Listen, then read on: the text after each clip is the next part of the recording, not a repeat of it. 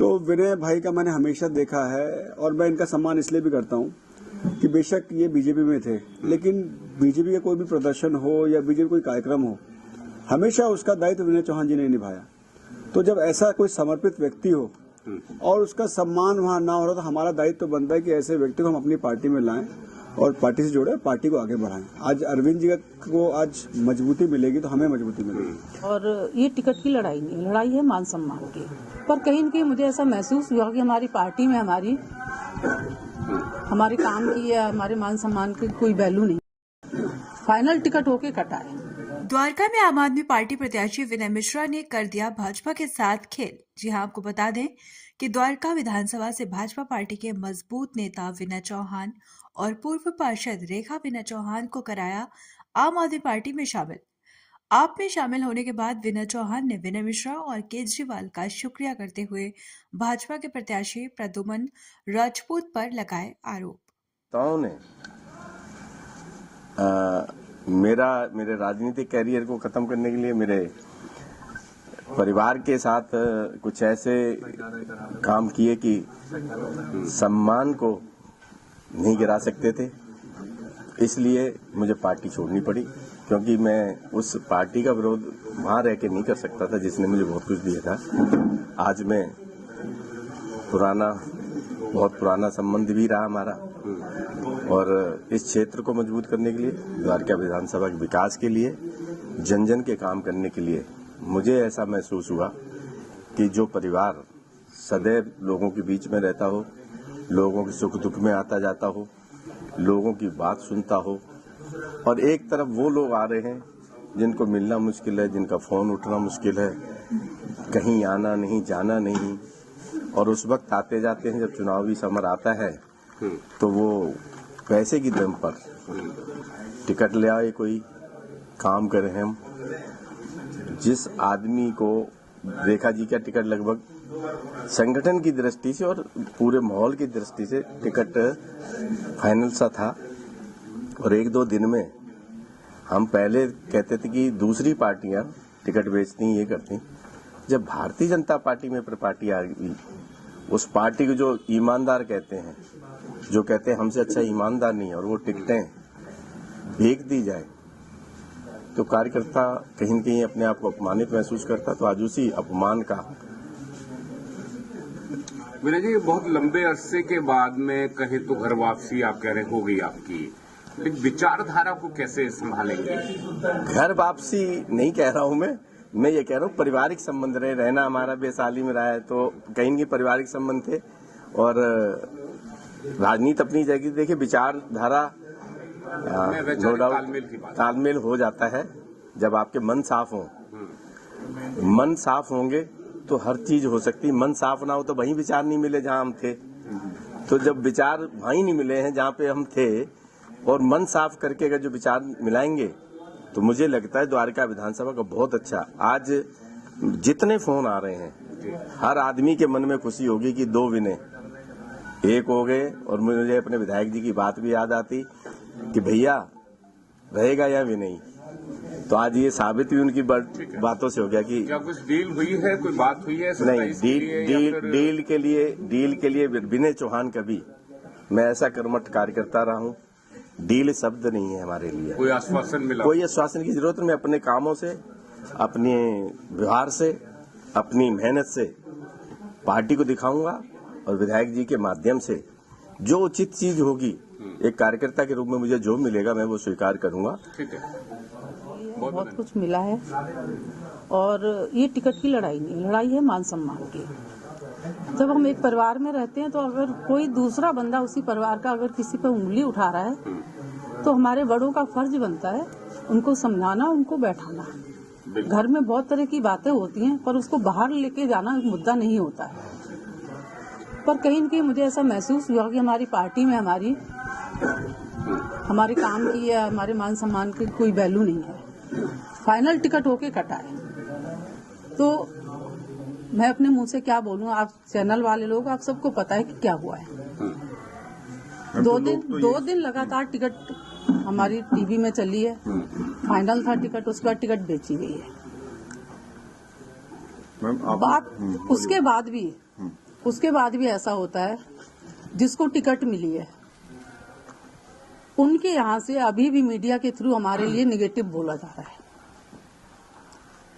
पिछली बार विनय जी की टिकट कटी थी, उसके बाद हमने उनका साथ दिया।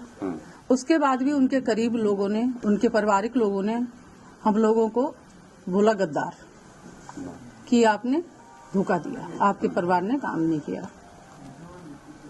तो इस बार क्या जरूरी था कि अगर हम उनका साथ देते और वो हमें ये नहीं कहते, अगर वो चुनाव हार जाते तो वो ये नहीं कहते कि आपने चुनाव हरवाया।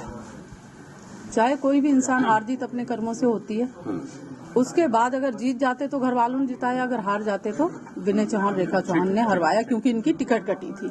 रेखा जी, ये बताइए कि विनय मिश्रा निवर्तमान विधायक हैं, वर्तमान में प्रत्याशी हैं, तिलोत्तमा चौधरी निगम पार्षद हैं डाबरी वार्ड से, ऐसे में वैकेंसी तो यहाँ भी नहीं है। वैकेंसी के लिए आई नहीं, मैंने आपको बोला ना शुरू में।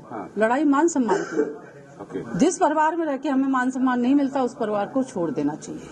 मैंने आज बहुत दिल को बहुत मजबूत करके वो परिवार छोड़ा है।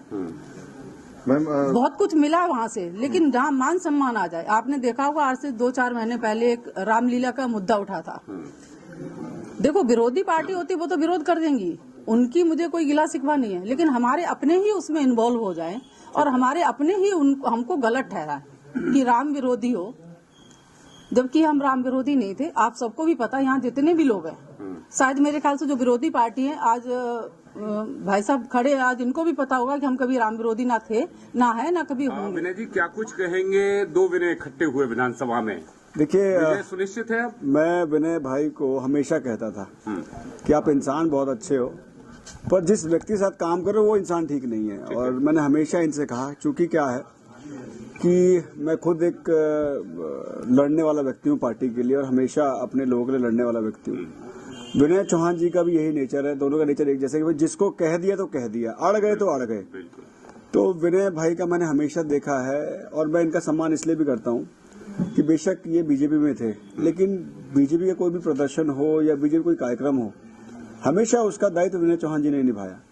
तो जब ऐसा कोई समर्पित व्यक्ति हो और उसका सम्मान वहाँ ना हो रहा, तो हमारा दायित्व तो बनता है कि ऐसे व्यक्ति को हम अपनी पार्टी में लाएं और पार्टी से जोड़े, पार्टी को आगे बढ़ाएं। आज अरविंद जी को आज मजबूती मिलेगी तो हमें मजबूती मिलेगी। तो इसलिए हमने विनय भाई से बात की और विनय भाई जी ने सहर्ष स्वीकार किया। मैं बहुत धन्यवाद करता हूँ इनका कि इन्होंने बिना किसी शर्त के आज पार्टी का सहयोग करने की बात की। तो मेरे लिए बड़े सौभाग्य की बात है, अगर ऐसे मजबूत और अच्छे लोग अगर द्वारका विधानसभा में एकजुट हो रहे हैं, तो मुझे लगता नहीं कि द्वारका की कुछ लड़ाई बची है। द्वारका विधानसभा की, द्वारका विधानसभा खासतौर पर डाबड़ी वार्ड में कितना मजबूती मिलेगी विनय चौहान, रेखा चौहान के जुड़ने से? देखिए, आप सिर्फ इनको डाबड़ी वार्ड से क्यों जोड़ रहे हैं? आज इनके आने से पूरा पश्चिमी दिल्ली मजबूत हुआ है, क्योंकि जैसे ये कई संगठन से जुड़े हुए हैं, कई संगठन की ये मदद भी करते हैं, कई लोगों से पर्सनली जुड़े हुए हैं। तो आज आम आदमी पार्टी पूरी वेस्ट दिल्ली मजबूत हुई इनके आने से। और द्वारका तो आप छोड़ दीजिए, अब मैं आपसे एक बात कहूंगा, आप अब किसी से पूछिएगा मत कि द्वारका कौन जीत रहा है। बिल्कुल। अब आप कहीं भी चर्चा में जाओ, बस आप ये पूछो द्वारका आम आदमी पार्टी कितने वोटों से जीत रही है,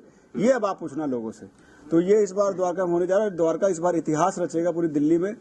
आप देखेंगे कि जब परसेंटेज की बात आएगी तो हाईएस्ट मार्जिन से द्वारका विधानसभा इस बार हम जीतने जा रहे हैं। विनय जी, बीजेपी में लगभग 4000 लोग टिकट की दावेदारी कर रहे थे, द्वारका विधानसभा में मेरे ख्याल से 8-10 लोग थे, तो क्या और भी लोग क्यों में हैं जो जिनको आप लाएंगे? देखिए, मेरे को अच्छे लोगों की जरूरत है। अब मेरे से भाषा ऐसी मत बुलवाइए कैमरे के सामने। मैं अच्छे लोगों का कदरदान हूँ, जो मेहनती लोग हैं, जो ईमानदार है, और सबसे बड़ी बात है जो कमिटेड लोग हैं, लॉयल लोग हैं।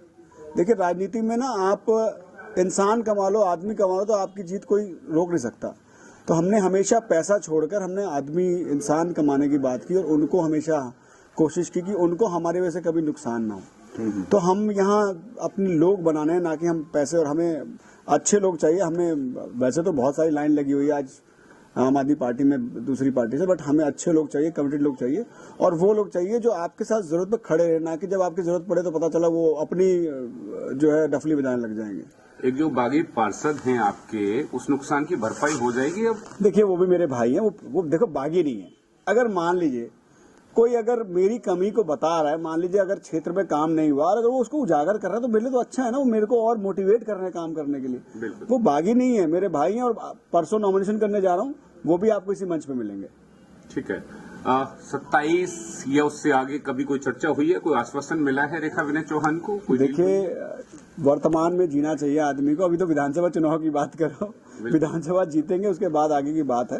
बाकी अभी समय है, गर्भ में चीजें अभी किसी ने कुछ देखा नहीं है। जब समय आएगा उस समय बात करेंगे। और निश्चित तौर पर जो विनय चौहान जी को जो हमारा कमिटमेंट है, जो हमारी बात है, जो सम्मान की बात है, वो हमेशा मिलता रहेगा।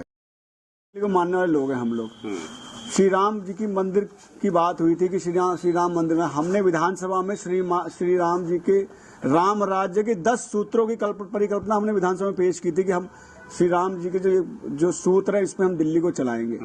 आज हम तीर्थ यात्रा करा रहे हैं। तो आज जो वैचारिक मतभेद हो सकता है, लेकिन आज जो अगर बात करें तो विनय भाई हमारे पुराने साथी हैं, पुराने भाई हैं। अब ठीक है, बीच में थोड़ा बहुत बिछड़ जाते हैं, कभी हम इनके घर, कभी ये हमारे घर, ये तो चलता रहेगा।